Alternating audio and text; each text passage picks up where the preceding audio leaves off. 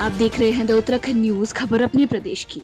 उत्तराखंड प्रदेश मंत्रिमंडल की बैठक आज चारधाम यात्रा और तीसरी लहर की तैयारियों पर हो सकते हैं निर्णय।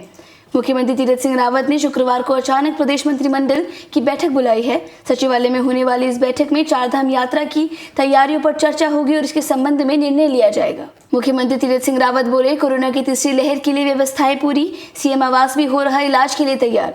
मुख्यमंत्री तीरथ सिंह रावत ने कहा कि कोविड की तीसरी लहर को देखते हुए मुख्यमंत्री आवास को भी इसके इलाज के लिए तैयार करने जा रहे हैं। इसके अलावा हर जिले में डीएम और सीएमओ को कहा गया है कि 2 से 3 होटलों को इसके लिए तैयार रखें। मेनका गांधी के पत्र से उत्तराखंड सरकार में मची खलबली, लिखा खनन माफियाओं से मिले हैं अधिकारी। पूर्व केंद्रीय मंत्री व सांसद मेनका गांधी ने नैनीताल के बैल पड़ाव और उधम सिंह नगर के बाजपुर में प्रवासी पक्षियों के लिए बनाए जा रहे कम्युनिटी रिवर्स पर सवाल उठाए हैं। कुंभ में कोविड जांच फर्जीवाड़े मामले में हाईकोर्ट ने लालचंदानी लैब की गिरफ्तारी पर लगाई रोक। याचिकाकर्ता की ओर से रिकॉर्ड को कोर्ट के समक्ष पेश किया गया है। कहा जा रहा है कि उनका लैब आईसीएमआर से मान्यता प्राप्त है। दायर याचिका पर सुनवाई के बाद उनकी गिरफ्तारी पर रोक लगाते हुए उन्हें 26 जून को आयोग के समक्ष पेश होने के निर्देश दिए हैं। 2 महीने बाद आज यानी शुक्रवार को आमजन के लिए खुलेगा आरटीओ, डीएल टेस्ट व रिन्यूअल फिटनेस टैक्स परमिट से जुड़े कार्य होंगे शुरू। नई व्यवस्था में हर कार्य के लिए कार्यालय आने से पहले ऑनलाइन अपॉइंटमेंट बुक कराना अनिवार्य किया गया है। एक ही दिन में कार्य के लिए संख्या भी निर्धारित की गई है। उत्तराखंड में चुनावी साल में भी कृषि योजनाओं को धरातल पर उतारने के लिए बजट नहीं। मशरूम विकास, मधुग्राम योजना, राज्य कृषि विकास योजनाओं के लिए बजट नहीं मिला है। अब अनुपूरक बजट में इन योजनाओं के लिए बजट की व्यवस्था करने की कवायद चल रही है। उत्तराखंड में 1 जुलाई से लागू होने जा रहे हैं ड्राइविंग लाइसेंस के नए नियम। ड्राइविंग लाइसेंस के लिए अब लंबा इंतजार खत्म होने जा रहा है। 1 जुलाई से देश भर में ड्राइविंग लाइसेंस के लिए नियम लागू होने जा रहे हैं। अब आपको ड्राइविंग लाइसेंस बनाने के लिए आरटीओ जाकर टेस्ट देने की जरूरत नहीं पड़ेगी। उत्तराखंड में राज्य गठन से पहले के 5 औद्योगिक क्षेत्रों की अधिसूचना जारी। उद्योगों को नक्शा पास कराने में मिलेगा लाभ।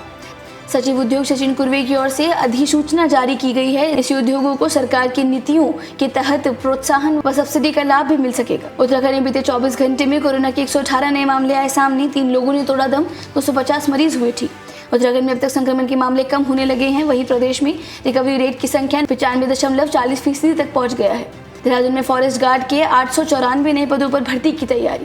वन विभाग में फॉरेस्ट गार्ड के 894 नए पदों पर भर्ती की तैयारी शुरू हो गई है। इसके लिए विभाग ने अध्याचन भेज दिया है। मंत्रिमंडल से स्वीकृति मिलते ही भर्ती प्रक्रिया शुरू कर दी जाएगी, जबकि 1218 पदों पर भर्ती प्रक्रिया गतिमान है। मूर्ति हटाने पर हुआ विवाद, ग्रामीणों ने किया पथराव तो पुलिस ने भांजी लाठियां। गाँव में एक भारी तनाव, फोर्स तैनात। उत्तराखंड में रुड़की में कुमराड़ा गाँव में तालाब की भूमि से मूर्ति हटाने पर बवाल हो गया। मूर्ति हटाने गई पुलिस प्रशासन की टीम पर ग्रामीणों ने पथराव कर दिया, जिससे मौके पर भगदड़ मच गई। सैलानियों के पहुंचने से सरोवर नगरी नैनीताल में बड़ी रौनक। होटलों में ऑन द स्पॉट बुकिंग शुरू। 3 महीनों से वीरान पड़े सरोवर नगरी नैनीताल के पर्यटन स्थलों में सैलानियों की आवाजाही के साथ ही होटल, होम स्टे, नाव चालकों के चेहरे पर रौनक लौटने लगी है। पर्यटन कारोबारियों को धीरे धीरे कारोबारी में तेजी आने की उम्मीद है। भारत चीन सीमा में जोशीमठ मलारी हाईवे पर 11वें दिन शुरू हुई वाहनों की आवाजाही। आईटीबीपी और सेना को मिली राहत।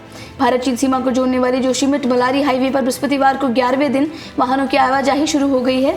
हाईवे खुलने पर नीति घाटी के 14 गांवों की 2000 आबादी ने राहत की सांस ली है। चीन सीमा के क्षेत्र में मुस्तैद आईटीबीपी और सेना के जवानों की दिक्कतें भी दूर हो गई है। उत्तराखंड के जिम कॉर्बेट और राजाजी टाइगर रिजर्व खुलने का रास्ता साफ, तैयारियां तेज। एनटीसीए के महानिरीक्षक डॉक्टर अमित मलिक ने कहा कि अब कोरोना को लेकर स्थितियां सामान्य हो गई हैं, इसलिए पार्कों को खोलने का फैसला लिया जा रहा है। उत्तराखंड मौसम अपडेट। देहरादून समेत पहाड़ी जिलों में बारिश की संभावना, येलो अलर्ट जारी।